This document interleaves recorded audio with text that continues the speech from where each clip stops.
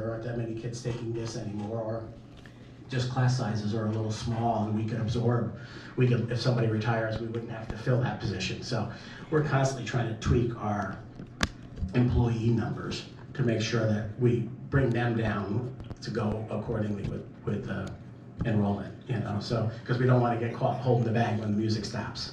So we want to make sure we're talking like 3 budgets into the future to constantly protect ourselves. So, questions on the budget part, and then if not, I'll tell you about the other bulleted things down below.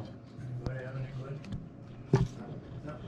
All right, on the 3 bullets on the bottom half of the page are 3 other things that the voters will be have a chance to weigh in on.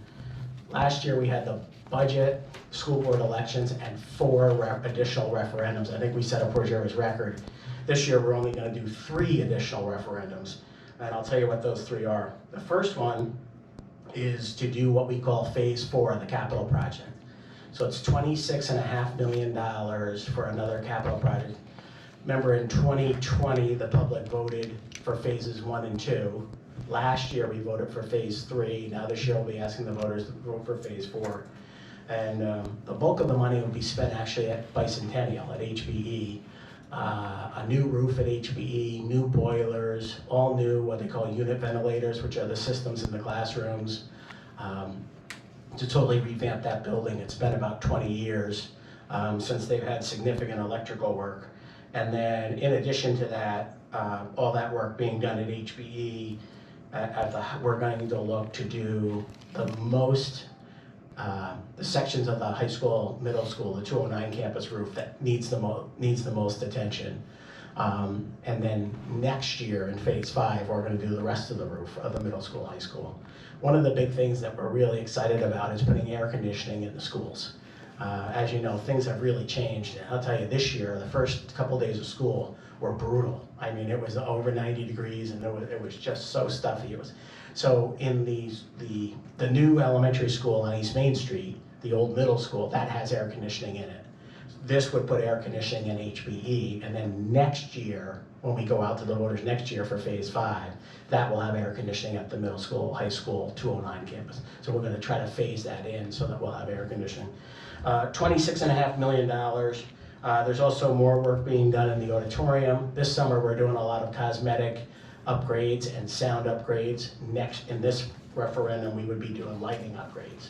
So just each year we keep doing some more things to improve the auditorium, because everybody uses that auditorium. It's the one in the district.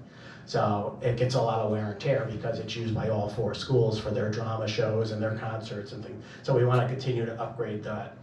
And then there's some other smaller maintenance items that we'll be doing. But the bottom line is on the cost, 83% of it will be paid for by the state. 17% of it will come out of our savings account. We have 2 different accounts. There's the fund balance, and then there's a capital reserve account that we created about 10 years ago. And there's still money left in that, 1.4 million, but the time is running out. You have to use the money. If you put money in that account, you have to use it in 10 years. So again, 83% from the state, 17% from fund balance and capital reserve, so there's no tax increase again. So this will be phases 1, 2, 3, and 4 with no tax increases, thankfully, because we're getting great state aid from the state. So that I keep saying someday they're going to stop doing this, so it's important that we do everything that we need to do while we're still getting this really generous number. And then we actually think it's going to be more like 88%, but our financial people always say hedge it about 5% just in case. And if it comes out better, that's great, but at least you're prepared. We think it'll be about 88% covered by the state, which is great. So that's it for the capital project for this year. Roofs and HVAC isn't very sexy like turf fields and things like we did with the last project, but it's important stuff. You guys know that. The next thing that we're asking the voters to do is to establish a new capital reserve account.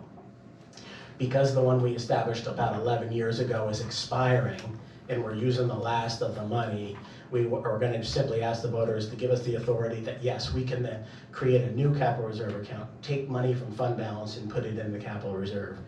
And there's 2 reasons why it's important to move the money.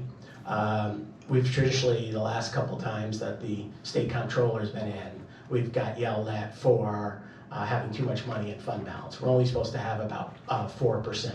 Or in our case, we have almost a $100 million budget, so it's about $4 million. And what are we at now? 16? 16. But if you designate money into those reserve accounts, the governor has said in the last 2 months that she's going to look to cut state aid to schools that have too much fund balance. She's come right out and said it, plain and simple. At least she told us, which I give her credit for that part. So what we'll be doing is ask the voters to approve the account, and then we would move 10 million from fund balance into the capital reserve account, and we're going to need that money next year for phase 5 anyway. But by getting it out of fund balance, we hope can get off the governor's radar so that we don't get penalized with reduced state aid next year. So that's all this. Again, we did this, I think it was 11 years ago, we created this account. They put 10 million in it, they used it on projects, and now we're asking the voters to just do it again and also keep us out of trouble with the comptroller and the governor. And then finally, the third thing is actually a revenue. It's anytime you buy or sell real estate, you have to have public approval. Last year, we asked the voters to approve the purchase of 150 Pike Street. Now we're asking the voters to approve the sale of 9 Hobson Street. Many people might, well, not many people, some people remember it as a school. It started as a school in 1897, and then sometime in the 60s, I don't know exactly when, but sometime in the 60s, it switched from a school to a district office.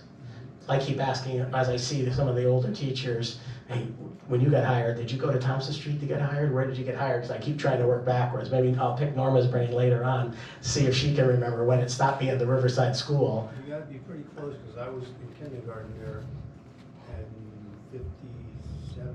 Okay. And I think second, kindergarten, first and second there, so you're about right on. Yeah, so we're in that ballpark, right? Yeah, okay. And so we listed it with a realtor, and we had several people come look at it. We had some offers. Some of the offers were withdrawn because their requests were to change it into multifamily apartments, which doesn't fall in the zoning. And I think there's even a moratorium in that part of town, right? So we did get somebody to offer $250,000, and they understood that it's contingent upon the voters saying yes. So you have the budget, the school. Oh, I didn't tell you about the school board. I'm sorry. Geez, Mike and Flo doesn't care, but Mike's like, why didn't you mention that? There are 6 people running for 5 seats this year. Traditionally, because we have a 9-member board and they're all 3-year terms, normally there's always 3 people up. But we've had some resignations along the way, so we have our normal 3-year seats that are open. And then we have 2 one-year seats for Annie Foster and Mike Hockenberry, both who had stepped down. So we have to fill their remaining terms. So 6 people will run, 5 will be elected. The top 3 vote getters get the 3-year terms, and then the 4th and 5th place people get the 1-year terms. And the 6th person gets their Tuesday nights off. And they all get paid the same, Zippo, So there's 6 for 5. The 6 people are Michael Witt is looking to run for re-election, Jason Kamar for re-election. Who else is from our board? Mark Green will be looking, he was been appointed, he's looking to be elected. We have Lynn Hendershot is running, who's a former employee in the Buildings and Grounds office. And Joey Andriak. Kathy Sadigan. Oh, thank you, Kathy Sadigan, he's coming back. So, thank you very much, Flo. I was struggling. Good thing Kathy's not watching. Thank God this isn't on TV, she would have killed me. So, but yeah, so there's 6 for 5. So it's and the only other thing, we just remind people, if they're not registered to vote, and they want to get registered just for the school vote, they can call the district office. That does not entitle you to vote in the general election in November, though. So we usually tell people to register through the County Board of Elections, so you can register for everything, because ours is only specific to ours, to our election. Any questions about any of those things? All right, I'll give you a very brief update on all the current construction, because as you drive around town, you see there's a lot going on. The old middle school will be renamed the East Main Elementary School, and it will be dedicated to Mr. Tom Hoppy, who was the principal of the building for 25 years. He's 92, he lives in assisted living in Mississippi near one of his daughters, and he'll be coming to Port Jervis for the dedication in the fall, or in August rather. And we're gonna have a grand reopening and ribbon cutting on Saturday, August 31st at 10 a.m. So that'll be the first chance for the community to really come out and see this building. It's really going to be beautiful. Everything is different if you went to school there, though, or your kids went to school and you were there for parent-teacher conference. Nothing is where it was, because every single room in that building was too small for state ed requirements. There wasn't a single room in that building that met minimum space requirements. So what happened is the four exterior brick walls are still there, but on the inside, the only thing that was left were the steel beams. We created or recreated every single room. And I used to tell the story when I was a kid. Mrs. Birdsall was in 201 and Mrs. Cooper was in 206 on the back side of the second floor. And there was 6 rooms there. George Rollman was there, Keith Peters, that whole gang. Now there's only 5 rooms there, not 6, because we had to make all the rooms bigger. So every doorway is in a different place. You walk in, you're like, where am I? It just blows your mind. But it's gonna be a gorgeous elementary school.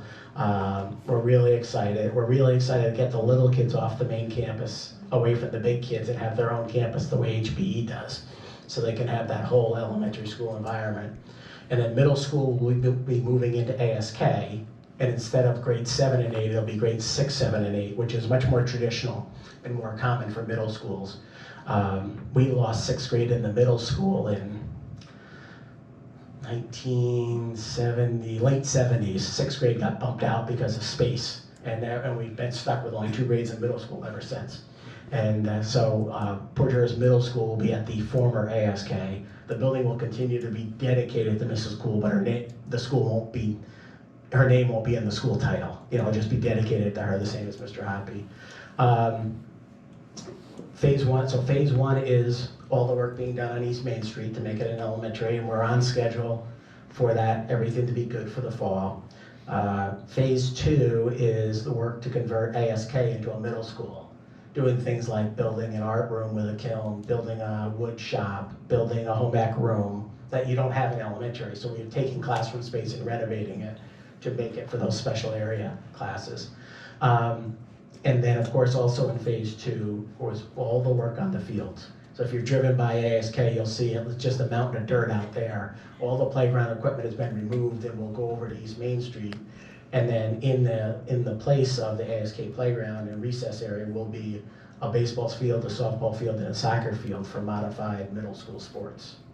And then today they started ripping up all the high school fields. Where the 4 tennis courts are, they're being replaced with 5 new tennis courts, an outdoor basketball court, a brand new varsity softball field, and varsity baseball field that will be fully fenced in, not snow fences or anything like that in the outfield. And the outfields take a beating because football practices in the softball outfield, soccer plays in the baseball outfield, so our outfields are really in deplorable shape. So they started ripping them apart, and those fields will be all new. Phase 3, which is what the voters said yes to last year, we worked incredibly hard to push in the state, and we expect that to actually start next week. Now that will be a new high school library. It's always been upstairs, way up in the back in the academic wing. They call it the bowling alley because it was long and skinny. It's coming down to the front of the building on the first floor where the 1990 edition was built, right by the gym. And it'll be about a 50% size increase in the library, where we're stealing 3 classrooms and making it the library and then converting the old library into 2 classrooms. Renovations in the auditorium, both cosmetic and sound. At Gwinnett Field, where football plays, that will be new turf, LED stadium lights, and a big digital scoreboard, and all new fencing and entryway. Where the statewide oil property was between Great Parker Funeral Home and the middle school, that will be a 100-car parking lot right there. We were able to swap that last year with the city. They got Sullivan Ave, and we took the statewide oil. At Chase Field, LED lights, which are already up, a big scoreboard, turf, a new track, and a press box. And so there's a lot of work in phases 1, 2, and 3, all between now and the end of August. So it's going to be a summer of not much vacation, to say the least. It's going to be a bear, but I can't wait for the kids to come back in September and see all the things going on at all the schools, though. It's just going to be incredible. So that's where we are with 1, 2, and 3. It's a little quiet right now, but it's going to be crazy for the next 4 months. So. Any questions on anything? Yeah, I just, for one, you know, I've already spoken to you so many times privately. I am so excited that you're back. Thanks. I fully trust your guidance and letting it go. I know you're using the money for the right purposes to, you know, make our facilities better, not for something that we're gonna have to be paying for every year for the next thing. So I trust everything you're doing, and thank you for being back. Just make sure you stay long enough to build the wrestling room. That's right. So phase 5 next year will be the remainder of the roof at the high school, middle school building. It will be air conditioning for those 2 schools, and it looks like it will be a swimming pool, and then we'll do renovations for the wrestling room and the weight room. We have a really tiny weight room. Some people have a bigger weight room at home than we have in our high school. And when you see 60 kids packed into this little weight room, it's just incredible. So we have to do work. If we want to continue to be successful, we've got to put the money into these kinds of facilities. Otherwise, our kids fall behind, you know. John Foley's doing a great job rebuilding our legacy here for wrestling. You know, it started with Al Woolgard back in 1963, and we just got to get away from, as I've spoken to you about, rolling those mats out and up. We lose a lot of coaching time. Yeah. We have a great alumni, including two Olympic champions, that we can start calling upon to build our program back. We want to give the kids the facilities. Thank you. Yeah, sure. Glad you're back. You Thank can't you. retire till you're done. That's right. Mr. Bell, what's the probability of maybe the board meeting up with you guys and taking a tour before it gets finished? Oh, I'd love to do that. If we could find a I time mean, that works these for guys everybody. all here, all been Yeah. in that school, raised in that school. I think it would be something, because I mean, I Yeah. was thrown back, well, I wouldn't go in that school anyway, but before. Well, the elevator's almost done, Flo, then you can come check it out too. She came and stayed on the first floor last I time. love the gym in the middle school. I coach basketball, and there's just enough room to stand I know. without standing on the court. You should see it, you should really see it. It's You really should something. The see old Coleman gym, and- the old gym is 4 kindergarten classrooms on the first floor now. Picture, there was like a front lobby, and then eventually it became a small weight room, and there was those triple doors to come into the gym. And then really, in the old days when my dad played, there was a balcony where you could watch up from the balcony. Well, picture that balcony in the front, and the girls' locker room up on the second floor in the back. What we did is we ran steel all the way and created a second floor through the middle of the gym. So there are 4 kindergartens downstairs, and there are 4 second grades up on the brand new second floor we created. Same thing at the other end at the auditorium. There'll be 4 classrooms down on the first floor. Obviously the slanted floor is gone. You know, we had to pitch it at street level, but there's 4 classrooms downstairs, and then we took the old balcony at the auditorium, which then in later years was a guidance office, and we ran the steel all the way across from that balcony all the way to the back of the stage and created a second floor for 4 classrooms up there. So we got 8 classrooms in the auditorium and 8 in the old gym. The new addition that you see to the left is a gym, cafeteria, and office. Because it was the only school I've ever visited, and I've probably been to 200 schools. It's the only school I was ever in that had the office on the second floor. It was, of course, in 1922, you didn't think about all the reasons why the office has to be front and center. You know, in 1922, you didn't have issues that we have today. And they had the grand staircase, remember, they used to come up the middle and only led to the second floor. That was all ripped out, now that's a 3-story staircase. So you can go to all 3 floors, so. Yeah, I'd love to take you guys for a tour. It would really, it's quite the sight. We're at the point where probably 75% of the classrooms have all the tracks in for the ceiling tiles and are ready to do the flooring. All the cabinetry's in, all the wiring is done and things like that. So we're in a pretty good place, you know. Blacktop in the back. Huh? Blacktop in the back. Oh yeah, all the first coat of the binder, the blacktop in the back is done. So now they're gonna start coming around. So as you drove by, you haven't seen much going on out front because everything's been inside. But now they're gonna move the dumpsters and all the workers' cars to the backside so they can start doing all the landscaping, the bus platform. And it's nice because at ASK, it's very hectic.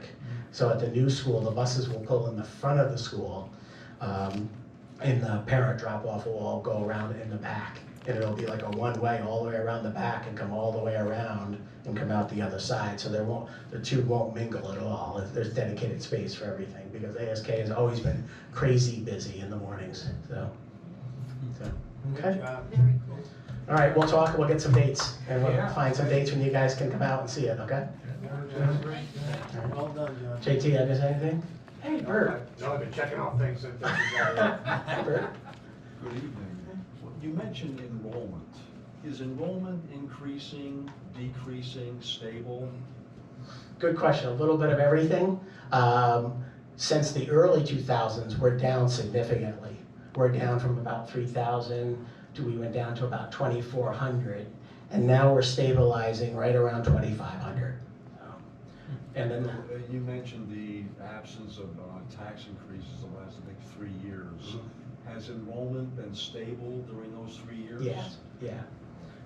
We feel like we finally stabilized post-COVID. That we've been hovering around in that 2,500 now for about 5 years after perpetual decreases. The other thing that's an interesting thing that may or may not come down the pike is the state is talking about mandating pre-K. So that would add another grade to our schools. So, and that would bring another 200 students potentially in the future, but they're saying by 2030 they'd like to do that. You have room for it? We do. We have a plan. We could do two different things, but we have two plans. I won't be here at that time, but I'm going to leave my successor, whoever that is. I'll have two plans that they can do an A or a B without doing any construction. Okay. So, Good job. because we do have the kindergarten wing at ASK, not slated to use that in the fall. Originally, that was going to be a district office, and it was going to be about 1.1 million to renovate that to make it an office. And I said, no way. We're not spending that money to make it an office, because Sunday we're going to need that class space, and I don't want to go back to the voters and say, now we need another million to take it back to classroom space.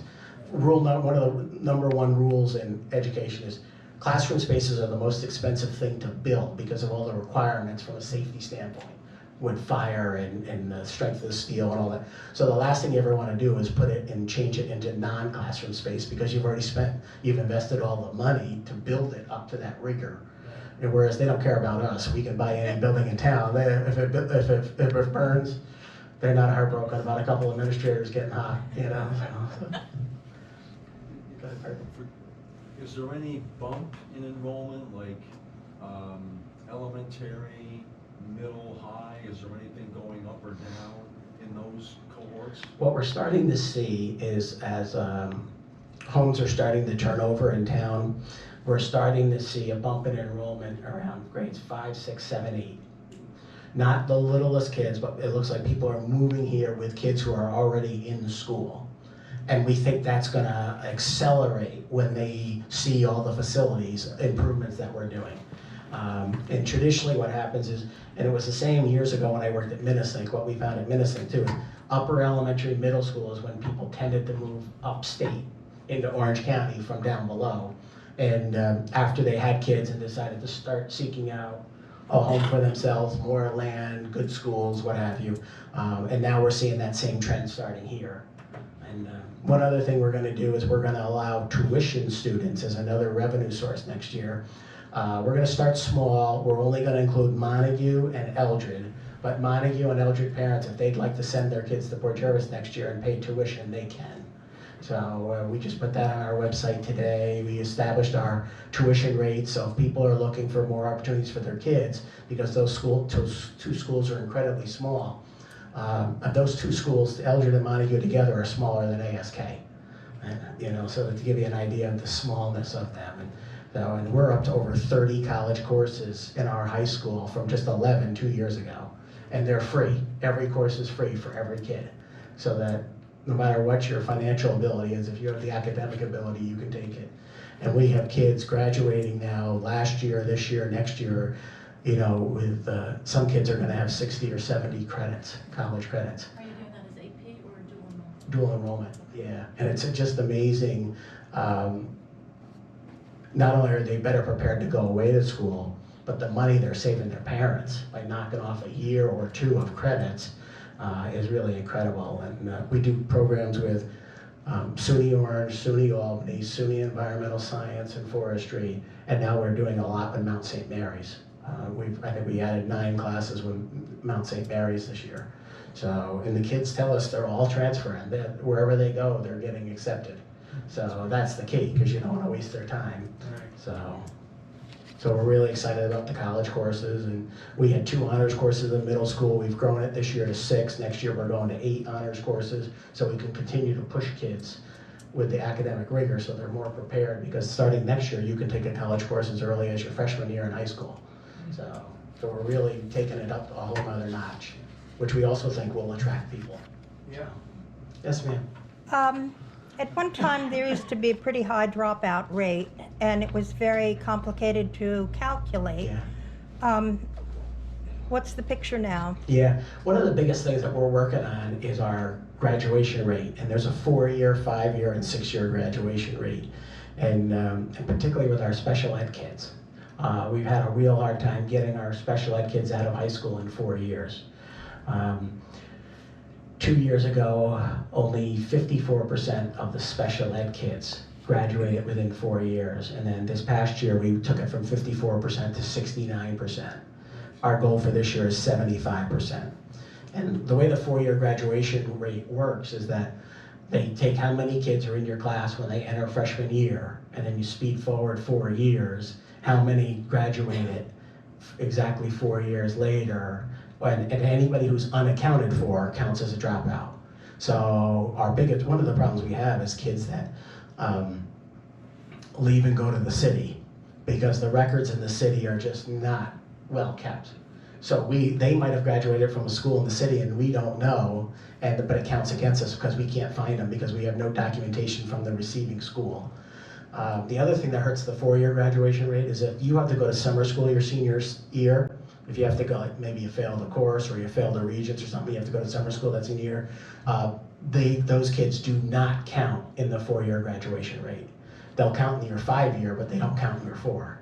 And we probably have anywhere from 10 to 20 kids graduate every summer because they failed the algebra Regents and took it over in August or things of that nature. Those kids all count against you in your 4-year graduation rate too. So we're trying to figure out how can we help those kids.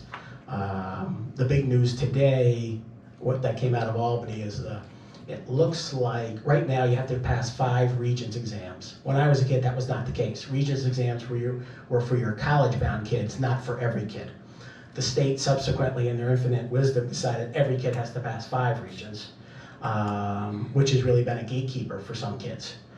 Because they don't need to be taking calculus, they should be taking personal finance and things of that nature.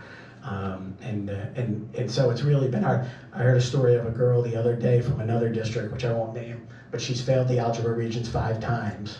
And so she gets declared as a dropout from high school, but she has enough college credits to get her associate's degree. So she's just moving on.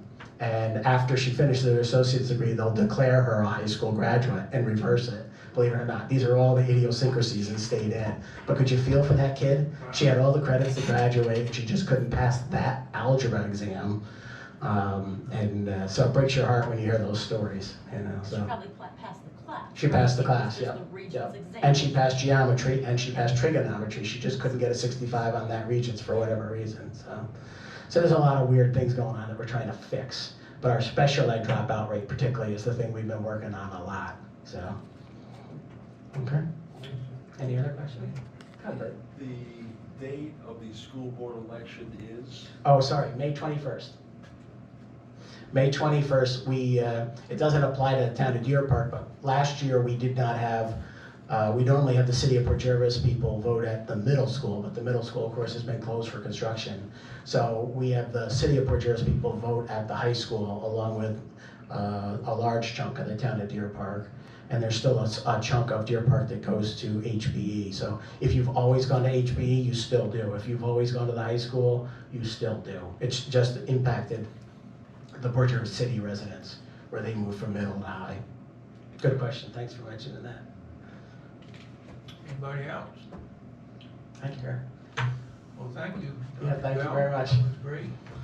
And I'll email you guys and we'll work on a date for you to come see the school. Okay? All right, thank you, everybody. Thanks, everyone. Thank you. Great job.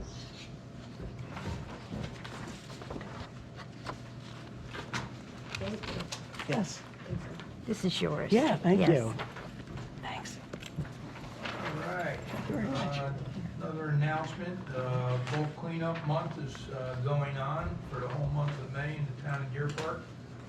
Any resident or business in the town of Deerpark can stop by the town clerk's office and get a coupon, which will allow them to take a load up to the dump, Port Jervis transfer station to be exact, and get rid of the stuff there, and the town will pick up the cost. It's been very beneficial in keeping the town clean, and we hope that everybody takes advantage of it. Next on the agenda, communications, we have Norma Schott here from the historian's office. Retired. Retired? It's Michael Warden. Yeah. Uh-huh. Well, we're glad you're here tonight. Well, I still do the museum.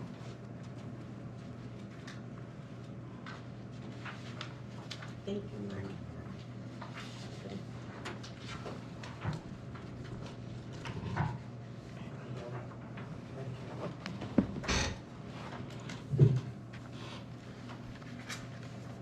Thank you. Thank you. Nice to meet you too. Thank you.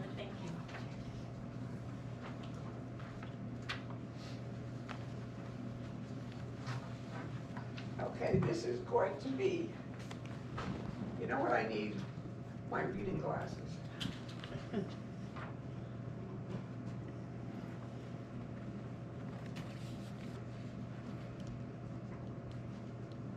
Sorry about that. No problem. That's what happens when you get older. We normally don't meet in the winter. The last time I gave a report was December 2023 for the museum. And so we met in March, and we put plans together for 2024.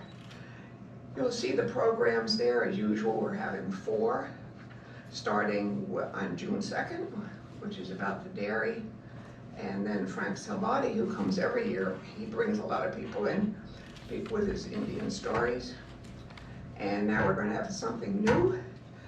We've got Irish music in September.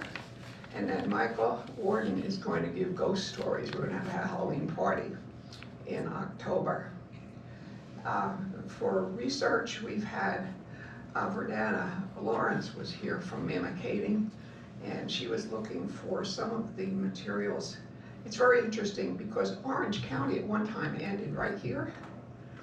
And the rest was Mamakating or Ulster County. So she wants to know what's going on down this end of the county. And then we've had visitors with some regularity. We've had donations, and the list is there. The one that was most interesting were the tintype photos. And we do have a collection of old cameras, so we've added that to the camera displays. We try real hard to have a community outreach. And 2 members of the committee are interested in the Oakland Valley Cemetery. I don't know if anybody knows anything about that. It's a very small grave site. It came about because someone on the railroad died, and where he died in an accident, they buried him, and that started a small cemetery. And the Lewis family also was buried there. So Brian Lewis, who is on the committee, is interested in finding out about the history of that cemetery, and they're going to map it. The Deerpark Diary comes out every 3 months.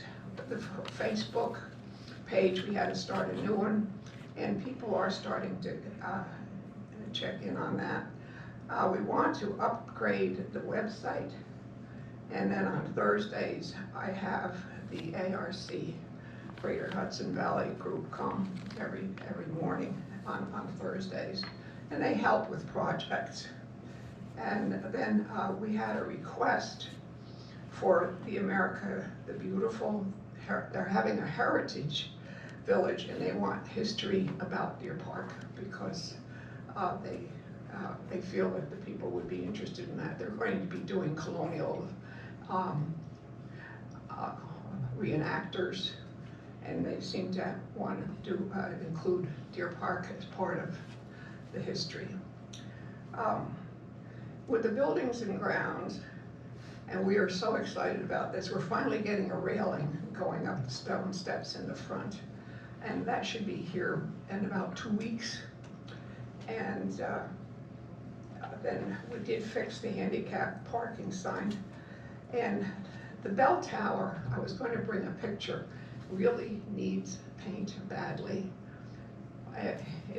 So many times in the morning when I get there, there are big chips of paint that come off. So we talked about that as a museum members, and we do have the donations account, which people have donated throughout the year. And what better way to use it than to upgrade the building? And we'd be most willing, whatever the cost is, to also pitch in on that, along with the town has. And we'll try to find, if you need someone to paint. I got one name. I think the last name was Seitz. I think they're up on Deerpark, who does painting. I don't know, but that was somebody who just dropped a name.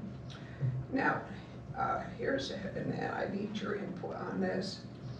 We have a future project. We'd like to inventory all the things that are in the museum with photographs and label them and catalog them. And everything now is digitized. And this would take years because we have so many things in that. And I'm wondering sometimes, you would know this, about insurance purposes, about what happens if anything happens there. There are so many different things there, including 2 Howitt paintings by Peter Koenig.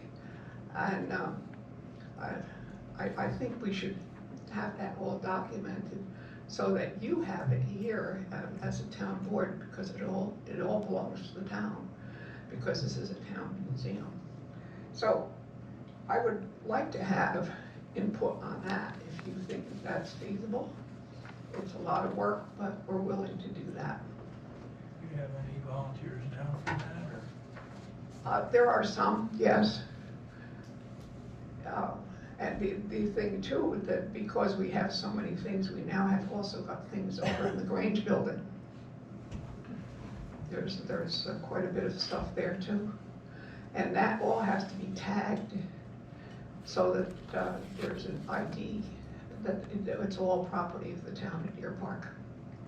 And we've looked at all this, and we really felt that it should be something that should be all documented as inventory of things. We have a huge library. We have VHS videos dating back to 1940. I mean, you can't replace some of this, but it should be acknowledged that this exists. All the videos from the bicentennial from 1998. There's work there that was done by, I don't know who the historian was in the 1970s. He did a monumental job of research, which we've kind of organized and cataloged. There are 6 file cabinets, 6 5-drawer file cabinets of nothing but documents. That's documented so that we can find it. So as far as this last project for the future, I'd like your input. If anyone has time sometime to come over, talk to us. We meet on Tuesdays. As a matter of fact, we're having a meeting tomorrow at noon. And I'm usually there Tuesdays afternoons. I'm there Saturday morning. Or anytime, just call me at home, and I'll be happy to meet somebody who's ever interested in having something like that done. So, any questions? These guys had VHS tapes or something, did it Can I comment on that? Yeah. So there's a company, it's called Legacy Box. Yeah. I only hear, on the radio, but they can convert basically any form of media, slides, photos, video, VHS, old 3 or 35 millimeter movies, all of that. They convert it, they digitize it, they can put it on thumb drives or compact discs. I have no idea what they charge. I just happened to look it up because I wanted to make sure I had the name right. And they're having a 60% Mother's Day sale. Just so you know. What a great commercial, Glenn. But the reason why I question VHS is that didn't start until '76, you said 1940, so it must be. I a know, different but format. somehow it was a tape that was, the real tape from, Probably Yeah. transferred. Real tape Could that have was been and they just VHS. transferred Oh, that transferred it information over. onto Oh, okay. VHS. Yeah. Gotcha. I think nowadays, rather than doing a disc or VHS, you'd want to do something like a Dropbox where it goes up to the cloud, so that you have the digital that's stored up wherever that is, the cloud. I don't understand it, but I know the terminology, and it's more accessible, I think, for the future, because I would imagine that even at some point, compact discs are going to go away. They're certainly not as popular. They as they probably once were. will, I Right. think you're right. It's Yeah. probably, for now, most people put things on the On a memory flash sticks. drive, or again, they store it in the cloud. Yeah. So Dropbox is a great avenue to do that. So, anyway, I'll look into that. As a matter of fact, I'll tell Michael, because he's the one that should be doing that. That's historian work. And, because he and I have talked about that, and we were even going to get a converter which goes from the VHS to a disc. And we do have a TV that has a player that plays both VHS and disc, so that we can show videos at the museum. And that's the equipment that we would use, put the VHS in, and then with a cable go into a laptop and onto a disc. And then from there we can go wherever. We have lots of discs too, all on file. There's a lot of stuff over there. And you're all welcome to come whenever. You have with you on the back our first program, which is all our programs are on Sundays. And at 3 o'clock, we have refreshments. And this young man, Alex, gives programs throughout the county. Flo? Joseph Brand Tour. Are we having a Joseph Brand Tour this year? No.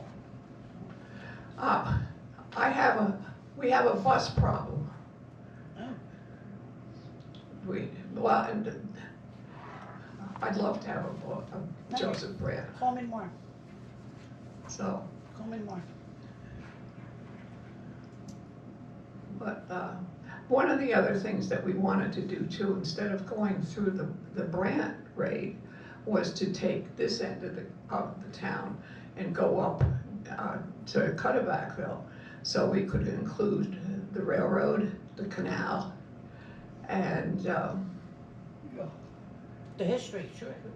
yeah, and the history there, the Cutterbacks, the Gomars, and what was going on at the first Brant raid, which was in October of 1778, where the other one was in July 1779. So, Yeah, I was a youngster Call, at that time. call me tomorrow and we'll talk about that, all right? my hearing aid isn't working, Flo. Call me tomorrow, Call you tomorrow. I'll be happy to. okay? Any other questions, comments? Thank you for this. Okay, as I said, please come and visit us. We're most happy to have you. Thank you. Thank you.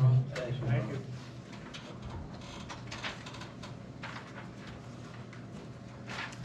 All right. Thank you so much, Norma. Public comment, 3 minutes, agenda items. Have anybody, Flo? Yes, I do, sure. We have Bert Lander. Our topic is ethics. Okay. Hello, Bert. Hello. So, Bert Thielander, Guymar Turnpike, Godefroy. So I'm going to repeat, I want to just mention the challenges we had this morning getting copies of the ethics draft. It wasn't on the web, and I think you mentioned this at the beginning of the meeting about the challenges, but it's very troubling not to get access to information that you want to read to make comments on agenda items. So I really think it's not okay. I just wanted to comment that in a respectfully assertive manner. And I called the supervisor's office at like 11:50, left a message, got somebody in the town clerk's office. They got me to Danielle. Danielle told me about the challenges not putting it on the website or not getting it to Noel on Friday. It's not structured, it's not consistent, and it gets in the way of people like us who are interested in getting information to make valid, reliable comments. I just wanted to share that. So thank you for listening. And then, so I got this and the revision. There really weren't that many revisions, and some of the comments I made back on, I think, April 1st are similar. Gender identity, everything in this is still he. And I think the town does need to recognize people's gender identity. We may have different beliefs, we may have biases about that, but we need to recognize he, she, them, they. You know, we want people to be comfortable looking at this and recognizing that they're a member of the public and it represents them other than just he.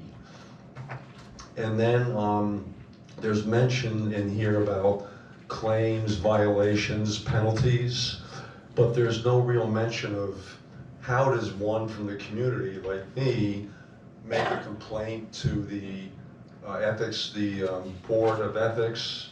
It's silent about that. So it talks about officers, employees, claims, violations, penalties, but it's talking about officers and employees. It doesn't talk about public having an ability to make a complaint and to whom that would go to. So I think that's important. And then there's a section in here, again, on disclosure of interest. I think we want to mention if there is a disclosure of interest that someone can recuse themselves. It's silent in here about the process of recusing oneself. If one is transparent about, I'm representing this person, I can't represent the town at this hearing, et cetera, et cetera, et cetera. That stuff comes up, but we want to be transparent about it. And then there's a section in here on advisory opinions. I'm not really sure, like advisory opinions by whom, to what, about what. I think that needs to be clarified. And then my last comment is, how does somebody make a complaint to the Board of Ethics? It's silent in here. And I think we need to be transparent about that, have a website, have a telephone number, so if somebody's got a concern about staff person X, commission member Y, planning board member Z, that they've got a way to make a complaint about that, and we let the public know that we, the town board of ethics, wants to hear about that because it is important. So those are my opinions. I'm repeating much of what I said back in April, and I hope you take it seriously and maybe consider tweaking this to make it more rigorous, because in this time and age, we want to be rigorous about ethics. So thank you for listening. All right, thank you. Questions for me, or? Anybody? Anybody else? Yes, yeah. On ethics.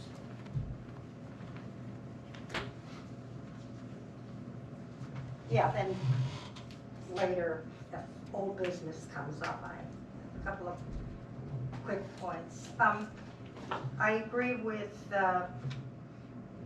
what Bert had said about the, the time was wrong, there was no agenda.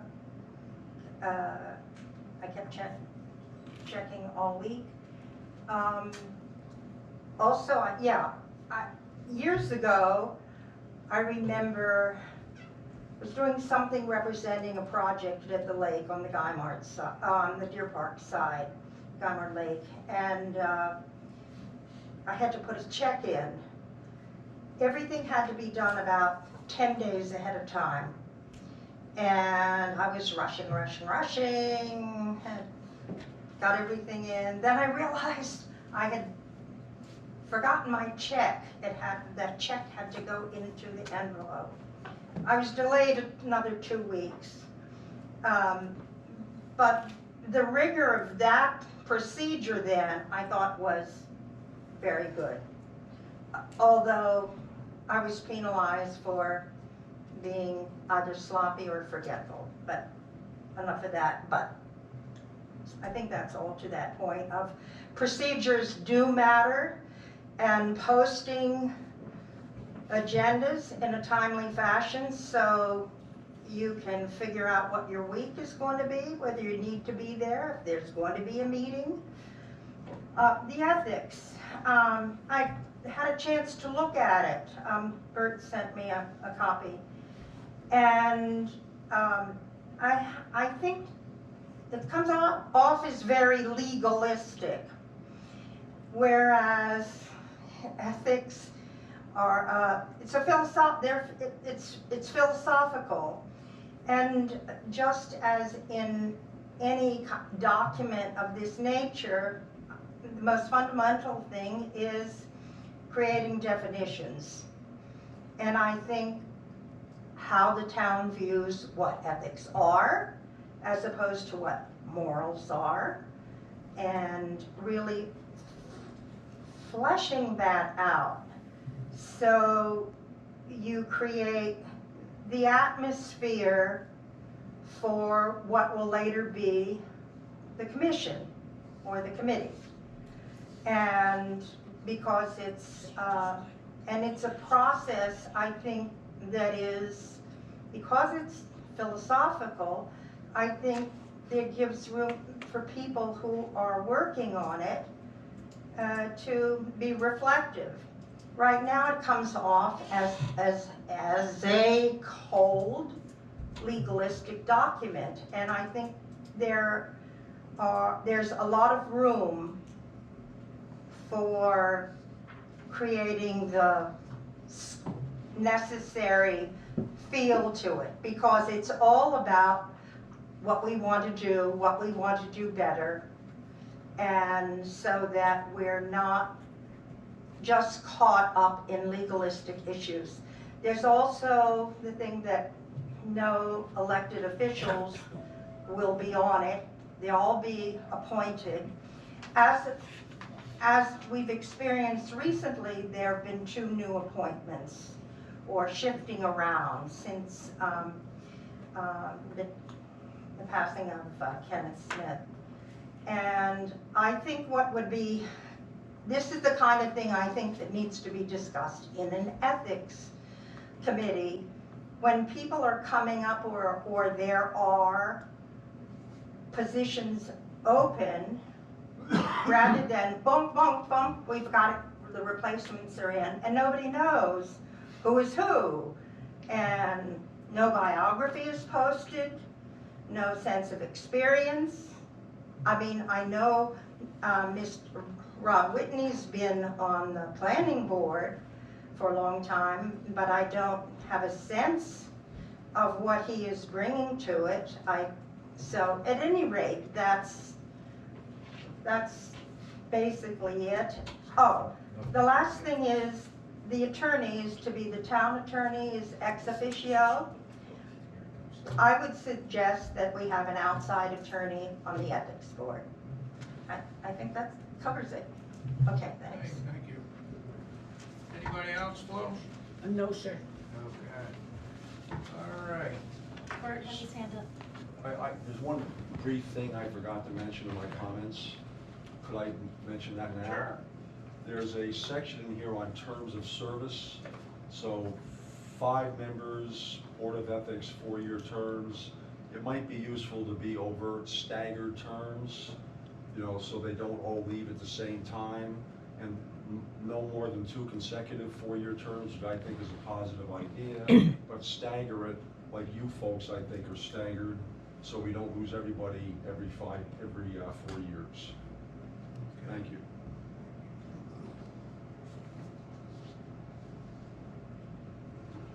All right. Moving down to department head reports, our highway superintendent's on vacation, he'll be giving his report in 2 weeks. Have no others. Approval of minutes, April 1st, 2024. I've read them, they seem to be in order. We have any discussion on them or motion to approve? Motion. Motion to approve, is there a second? Second. Second, any discussion now on them? Corrections, additions, deletions? Hearing none, all in favor? Aye. Motion passes 5-0. All right, moving into new business. Resolution number 10, I'm gonna ask Glenn Plotsky to go over this. He's created a resolution after meeting or discussing this with the applicant. So Glenn, I'm gonna give you the floor on resolution number 10 of 2024. Thank you, Mr. Supervisor. Bob and Roberta Masters own property essentially at the intersection of Route 42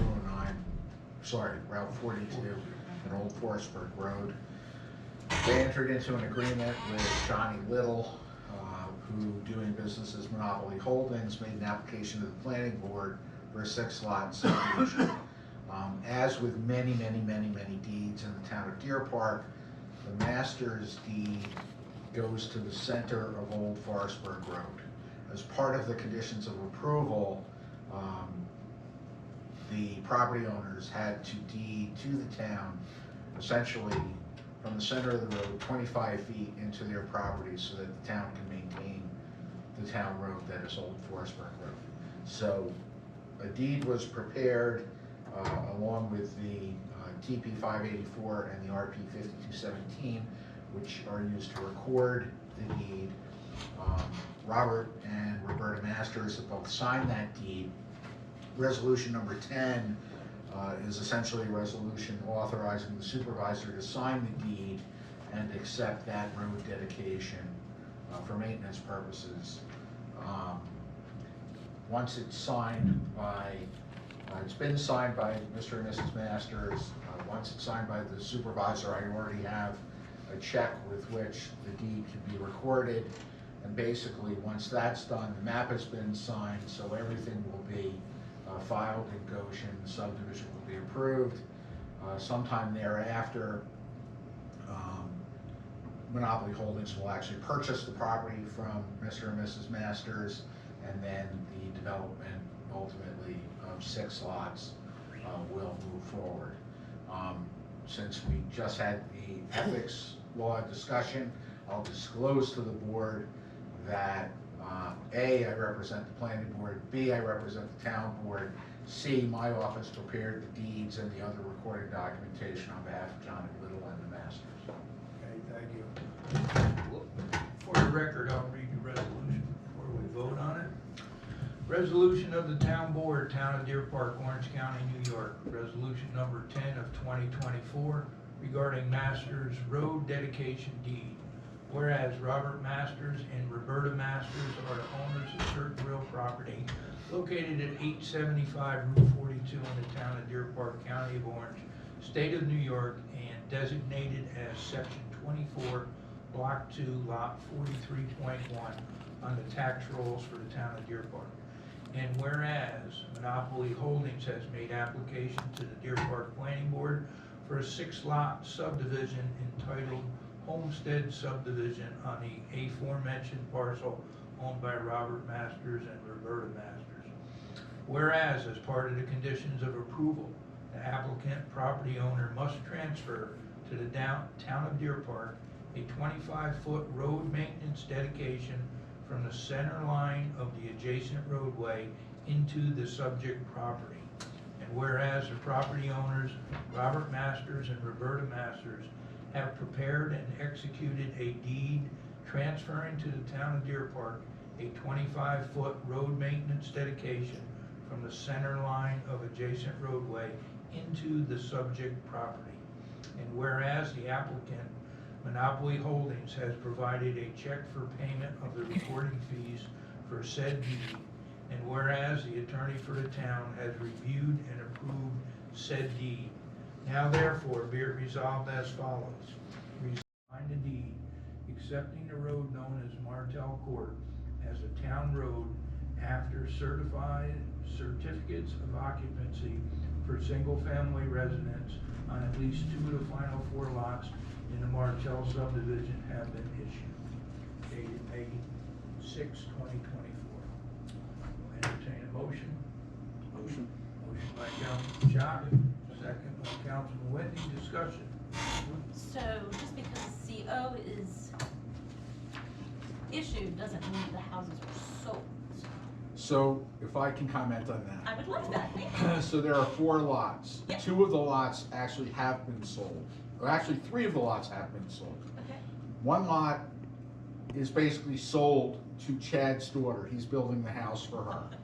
The second lot has been sold and Chad has been contracted to build the home on that lot. The third lot that has been sold actually was purchased by somebody who has an abutting property. So they bought it essentially as a buffer from everybody else. The fourth lot, I believe when we met and had these discussions with Mr. Martell, were in negotiations to be sold or had been sold, but it was unclear as to whether Martell would be the builder or somebody else would be. So there's a level of certainty that 2 of the homes are going to be constructed and will receive COs and will be occupied. The other 2, one of the lots probably won't be built out. The third lot probably will be built out. There's just a question as to when. So to answer your question to CC or C of O puts the lot and the house on the tax rolls. All right. Yep. Good question, thank you. All right, any further questions? So he's no longer requiring that if he sells his plot that he has to be the builder? Apparently not with that 1 lot. Okay. That's what it used to be, so that's, Did it? yeah. All right, but that wouldn't matter on this. No, but- it doesn't, because it's still 2 4. All right, roll call? Yes, sir. All right. Yes. Councilwoman Hoover, yes. Councilman. Yes. Whitney. Councilman Yes. Scott. Councilman Trova. Yes. Supervisor Spears, yes. Motion passes 5-0. All righty. Moving down, approve new full-time police officer Phil Billick, a transfer from New York PD, starts May 13th. So we've done the background check through Guardian, and our detective has done a background check, which he's done, which we've done since the beginning of time. Recommendation from the chief of police to hire him. We've had a question about, You want me to, you want to, go through it? yeah, and then we can discuss Okay. during discussion? So, yeah, that pretty much finishes this. We want to hire this full-time officer. He's been, gone through the background checks that we've done up to this point, and he has the chief's recommendation. So I entertain a motion to approve new full-time police officer, Philip Billick, a transfer from New York Police Department. Do I have a motion? Motion by Councilman Chuck, second by Councilman Whitney. We're open for discussion. Krista brought up a point I wasn't aware of, so I'm gonna ask her to expound on Sure. So one of the things, am I on? it. Okay, that doesn't sound like, but that's fine, yeah, evidently I am. Everybody here? One of the things through training, of course, is about hiring that you go through. You know, as a town, we're supposed to have a hiring policy. I'm not sure if we actually have one, but that's something that is, you know, supposed to happen. And then with NYPD in particular, but all transfers of officers, police officers who already have their certification, is the fact that thorough background checks need to be done because there have been a number of incidences across Hudson Valley where other departments are looking to unload the problem officers and are not always forthcoming. So even though you call and you check to see, hey, would you recommend this officer? They're gonna tell you yes, because they know they're gonna be able to unload their problem officer. And we need to be sure to do our due diligence with NYPD in particular. They have a complaint department within the department, but they also have a community complaint review board, CCRD, CCRD. And so that is separate and apart from the department. Complaints can come through either avenue with the NYPD, and that doesn't mean that if you look internally to see if there's any complaints, that there might not be existing complaints within the CCRD. And so I just wanted to be sure that we've done our due diligence to check both avenues, and we're being careful not to pick up anyone else's problems. All right, so kind of caught in whatever. What we've always done in the past is check their social media, did the complete background check, and then took a recommendation from the chief. I don't know if you did this with them or if we even care. Well, I will tell you that there is a community that the police chief lost his job because the due diligence was not done. The officer came from Albany, and there again, the chief at the new department called. Albany said, yeah, great guy, because they wanted to unload him. And unfortunately, this officer, when he was in his new position, continued the behavior of his old position where during traffic stops, he was trying to get ladies' numbers, and the chief lost his job over it. So just looking to avoid any kind of problems for Deerpark. We don't need to inherit that. So, board, do you want to approve him after we do this, or contingent upon a clear thing from this board? They still go through a 3-month or 6-month probation. Right, They still do that, correct? Hire girl will do that. right. I'd be comfortable with contingent. Let's do our due diligence. I understand we want to get them going, right? Because we need officers. Yeah. But at the same time, we need to be sure we're getting Yeah, quality something to look officers. into in the future that we really Yeah. should start. That happens. I don't, if he doesn't already, he may already, I'm not sure. Right, and he could be perfectly fine, right? I don't want to make any misunderstandings that there's reason to believe otherwise. There's none. We just need to do our part to Right. protect the town. So let's back up a hair. We could amend the motion, which was made by Alan, to approve our new full-time police officer after a further background check with the CCRD and I'm gonna look New it up York again CCRB. because CCRB.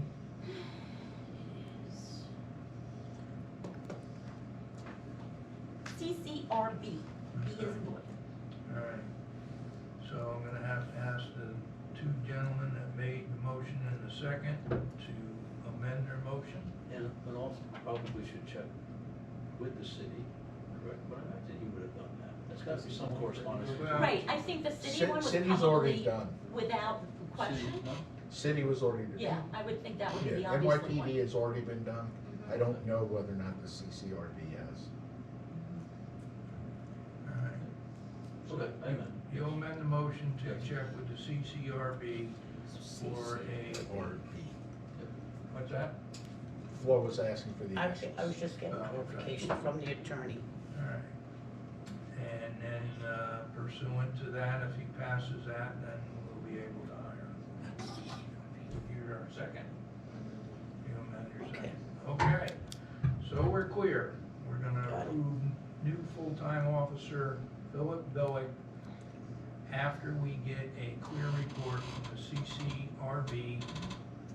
And that's it. All right. Roll call. Councilwoman Hoover. Yes. Councilman Whitney. Yes. Councilman Schott. Yes. Councilman Trovey. Yes. Supervisor Spears, yes. Motion passes 5-0. I'll be in touch with the chief first thing in the morning. Can you let us know? Oh, yeah.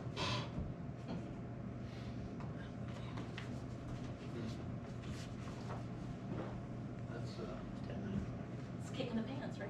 that's a tough one, because like state police, they could take 6 months for the investigation before they go to school, so. But that's a new hire, and that's the difference between hiring a new and putting them through the, putting them through their, Yeah. their school versus hiring somebody off the list, right? They've already gotten that approval, we just need to make sure what they've done Maybe I'll write a note. with that certification is Shut this off, didn't you? okay. Okay. Okay. Right. Next on the agenda, approve Oakland Valley Campground license for 2024. Gonna read this, the town of Deerpark Building Department, campground license renewal, Oakland Valley Campground, section block lot 20-1-80, K-Jams Properties LLC, 399 Oakland Valley Road, Cutterbackville, New York, 12729. Dear Town Board members, I am writing to you concerning the above referenced property located in the town of Deerpark. Oakland Valley Campground has submitted its annual application for renewal of its campground license for the 2024 year. I conducted an inspection of the premises and found it to be in compliance with the town of Deerpark zoning regulations. I would recommend that the town board renew this applicant's license. Should you have any questions, please feel free to contact me, James Hanson, Building Inspector. Entertain a motion to approve their annual license. Motion. Councilwoman Hoover, second by Councilman Schock. All in favor? Aye. Excuse me, any discussion? Nope. Hearing none, all in favor, 5 ayes. Thank you. All right. Accept the resignation for Police Officer Roger Morgan. This is addressed to Chief Stinder from the Deerpark Police Department. Chief Stinder, I am writing this letter to inform you that effective May 1st, 2024, I'm officially resigning my position as patrolman. It has been a pleasure once again to work for your administration and under your command. Thank you for the opportunity for allowing me to serve the community of Deerpark and its residents. Roger A. Morgan, Patrolman.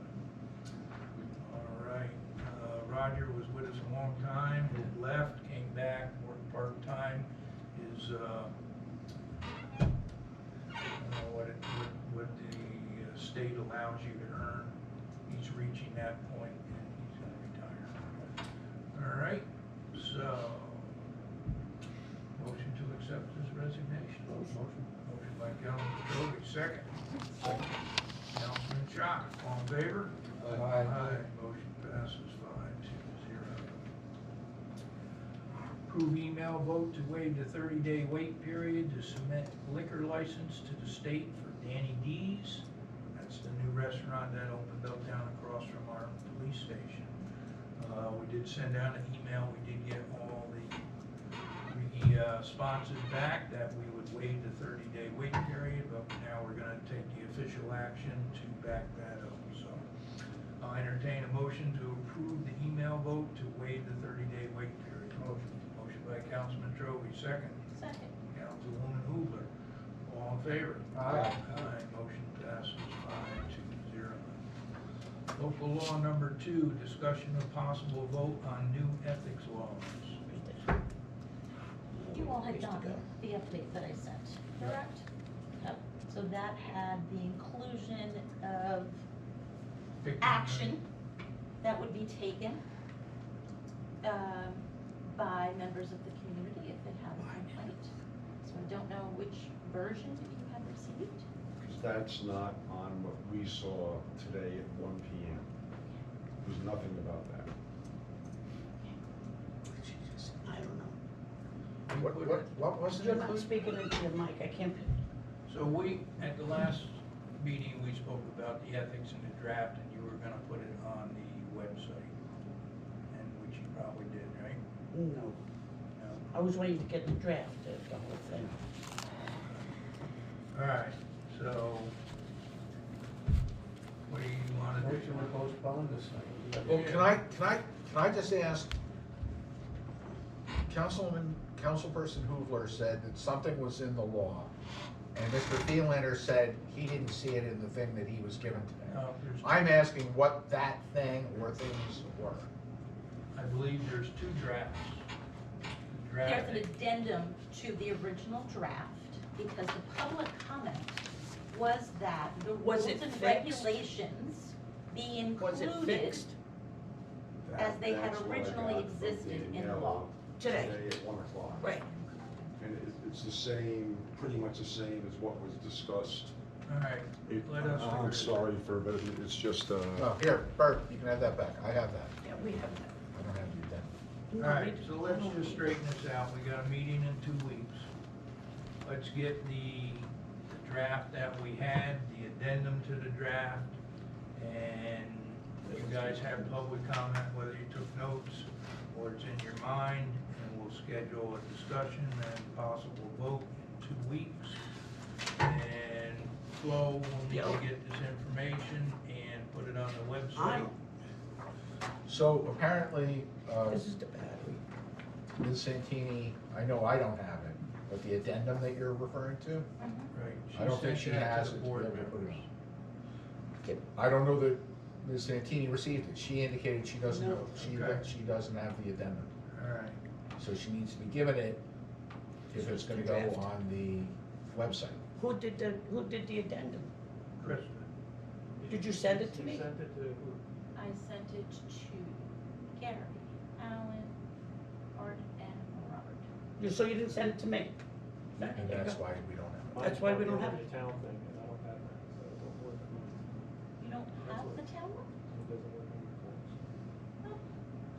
So See, that's you why gotta I send did it. stuff to me, that way I, Okay. All right, Yeah, she has it, we tried. let's get it straightened out. yeah, and Put it on so the I next didn't meeting. get nothing. Did you 2 weeks ago I from am her, so forwarding- that's why I said, I am forwarding in this moment. we, when you called, this is all I had, that's why we sent it to you. yeah. Okay, So what I looked at today is the same as what was reviewed. Yeah. Right. Without revisions. And I never got that. Flo, you want your town of Deerpark?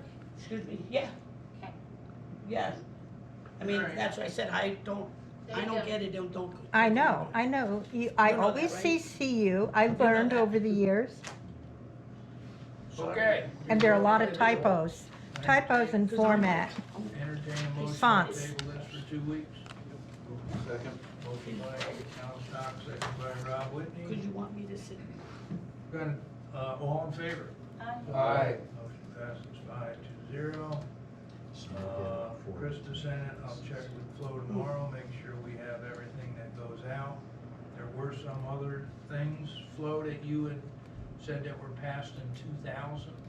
Oh, those were the old ones, those were the real old ones for the ethics.